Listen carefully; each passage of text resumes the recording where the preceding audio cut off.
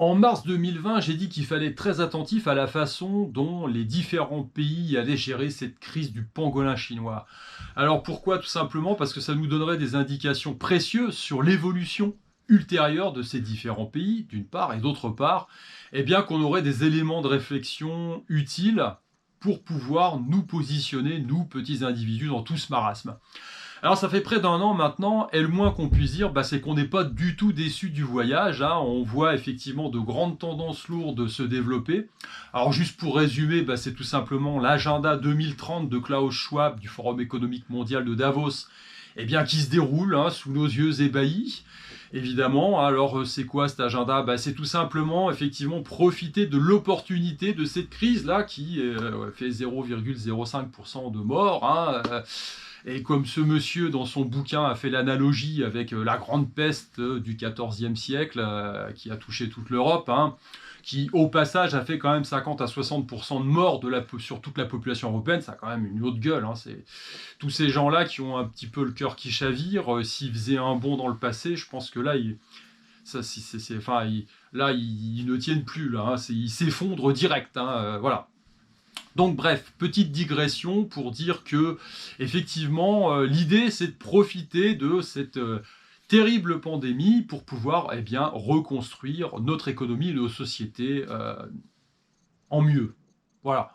Parce que évidemment ces gens-là qui sont perchés s'imaginent que détruire des pans entiers de nos économies occidentales, ça va pouvoir se remettre sur les rails tranquillement d'un coup de baguette magique, hein, évidemment, parce que comme la réalité étant quelque chose qui est partagé par différents groupes d'individus, mais qui n'est pas du tout la même pour tout le monde, on peut créer, on peut s'arranger de la réalité et puis créer un monde virtuel comme ça, hein, d'un claquement de doigts. Hein.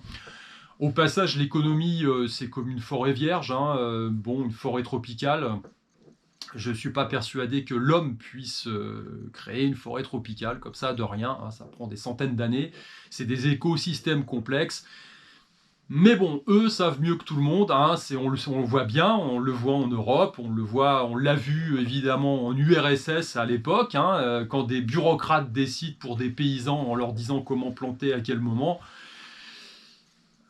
c'est la famine, hein, et puis c'est plusieurs millions de morts. Donc voilà. Bon, écoutez, qu'est-ce que vous voulez que je vous dise? De toute façon, on n'apprend rien d'histoire. Ça sera exactement pareil là. Hein, les cycles historiques se reproduisent toujours. Hein, donc, laissons faire nos technocrates. Hein, on voit avec bonheur le résultat, évidemment, de leur prise de décision éclairée, toujours. En attendant, évidemment, il faut que le narratif s'applique à tout le monde et puis que tout le monde suive un petit peu le mouvement. Alors tout ça s'accompagne évidemment de confinement, hein, de lockdown dans les pays occidentaux anglo-saxons, de destruction de nos libertés individuelles. C'est des dégâts collatéraux, hein, voilà. On distille la peur à longueur d'émission, à longueur de journée. On a évidemment la censure, alors directe ou indirecte, hein, par l'intermédiaire de nos big tech favorites et de nos grandes plateformes internet. Voilà. Et puis, écoutez, il y a aussi évidemment la milice privée, hein, qui est au service, hein, et puis qui vous oblige à porter le masque, à rentrer avant 18h ou avant 21h, hein, que sais-je, parce qu'il y a un couvre-feu, évidemment, comme on est en guerre. Voilà, sinon vous prenez une prune, donc voilà un petit peu l'évolution globale des choses. Hein. Aux États-Unis, Washington DC s'est transformé en caserne géante, évidemment, parce que l'idée c'est d'empêcher à nouveau il faut protéger le Capitole, hein, ce temple de la démocratie américaine, hein, parce que s'il y a encore des barbares déguisés en bisons qui viennent faire des selfies, ça va pas le faire. Alors évidemment, les militaires restent en place actuellement parce que il y a l'impeachment d'un président qui n'est plus en exercice. Oui, l'impeachment. Avant, ça concernait que les présidents en exercice. Mais on n'est plus à ça près. De toute façon, bientôt, on inaugurera à nouveau la mise à mort directement, hein, sur la place publique, parce que je pense que on va en arriver là. Alors, quelques digressions juste pour vous amener à ma réflexion du jour. Hein, c'est que quand on a observé ces différents pays, on se disait tiens, les confinements pas terribles, tout ça. On avait un pays en Europe qui résistait, hein, qui avait proposé autre chose, c'était la Suède, qui n'avaient pas confiné. On va dire que l'économie se portait bien, puisque les gens pouvaient bosser, hein, ils n'étaient pas obligés de rester chez eux. Et puis bah, là maintenant, la Suède propose le passeport vaccinal. Merde. Ah oui, Suède, Danemark, voilà. Et là, je me dis, mince, alors, le pays semblait résister, ne pas se laisser entraîner dans toute cette folie. Bah non, finalement, voilà. Alors on peut comprendre, hein, des pays comme la Grèce, qui évidemment poussent dans ce sens-là, parce que il faut faire, comment dire, remettre en route le tourisme, hein. Bon, je ne suis pas persuadé que, en tout cas, moi perso, si je suis obligé de me faire vacciner pour aller visiter la Grèce, bah, malheureusement, je n'irai pas. C'est comme ça, hein, voilà. Donc, du coup, ce pays qui était, semble-t-il, un peu épargné par toute cette folie, propose maintenant le passeport vaccinal. Voilà. Que dire ? Eh bien, tout simplement, j'en suis arrivé au point, alors j'avais déjà fait ce constat, hein, mais un point de réflexion concernant les contre-pouvoirs effectifs. Alors, il n'y a pas 50 façons de faire, hein, voilà, le contre-pouvoir. C'est pour ça que les pères fondateurs aux États-Unis voulaient que leur population soit armée, parce que finalement, ça empêche les dérives des gouvernements, hein, voilà, on a des gouvernements un peu partout qui deviennent tentaculaires, qui prennent de plus en plus d'ascendance sur les populations, puis en face, il n'y a pas de véritable contre-pouvoir. Voilà. Donc, c'était une façon pour les pères fondateurs de pouvoir créer un équilibre, hein, un véritable équilibre démocratique. Donc ça, c'est la première façon, hein, c'est d'exercer une contre-pression, hein, y compris par la force à un certain moment, c'est comme ça, hein, voilà.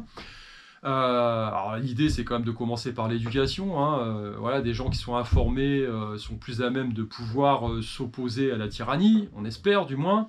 Et puis la deuxième façon, c'est tout simplement de ne pas avoir les moyens techniques de nuire. Alors ça se comprend facilement, quand on est à l'époque de l'épée, bah on a une capacité réduite de détruire, hein. Un homme avec une épée, bon, ben, il peut en tuer 10, hein, sur un champ de bataille s'il est bon, hein, voilà, on va dire dans les quelques minutes qui s'écoulent. Quand vous avez une mitrailleuse, bah, vous en tuez 200, hein, ou un FAMAS, voilà, vous tirez dans une foule avec un FAMAS, ça va vite, hein. Voilà, et puis tout est comme ça. Donc, bah, l'objet de ma réflexion du jour, voilà, c'est celui-là, c'est tout simplement que quel pays privilégié dans ces cas-là? Bah, on en revient toujours au même, hein, quelque part, un pays qui n'a pas les moyens techniques ou qui a des moyens techniques limités de vous nuire. Tout simplement parce qu'aujourd'hui, eh bien, on voit que la menace qui pèse sur l'individu un peu éclairé qui aspire à une certaine forme de liberté, eh bien, c'est tout simplement les gouvernements qui deviennent de plus en plus hors de contrôle parce que bon, on a des gens qui sont au pouvoir et qui veulent conserver leur pouvoir dans un cycle historique où eh bien, leur forme de gouvernement s'effondre. Pourquoi ? Parce que, quel que soit le vocable, on peut parler de démocratie ou de république, eh bien, on aboutit à un temps de l'histoire où tout est corrompu, tout simplement, et que bah, il y a des abus, et que c'est destiné à s'effondrer. Donc ces gens-là veulent conserver le pouvoir,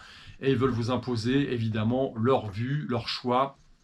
Et les gens qui veulent espérer être un peu libres, eh bien, évidemment, sont pris dans cette tourmente. Et donc, encore une fois, la façon d'échapper à ça, c'est tout simplement d'être... comment dire, dans un pays qui a des moyens techniques limités, hein, de vous nuire, ou alors des pays qui sont tout simplement, bah, qui manquent de compétences, tout simplement. Je veux dire, enfin voilà, qu'est-ce qui peut sauver la population française de son gouvernement? C'est tout simplement l'incapacité organisationnelle de ce gouvernement et puis des gens qui composent toute la chaîne de commandement, hein, tout simplement. Voilà. Quand on voit la vitesse à laquelle un pays comme Israël ou comme l'Angleterre vaccine comparé à la France, bon, on se dit bah, peut-être qu'on est mieux en France à ce moment-là, hein, tout simplement. Voilà, bah écoutez, c'était la réflexion du jour. Je vous dis à plus sur une prochaine vidéo, bon courage à tous, et puis bah, il faut garder la foi quand même, hein. Allez, à plus.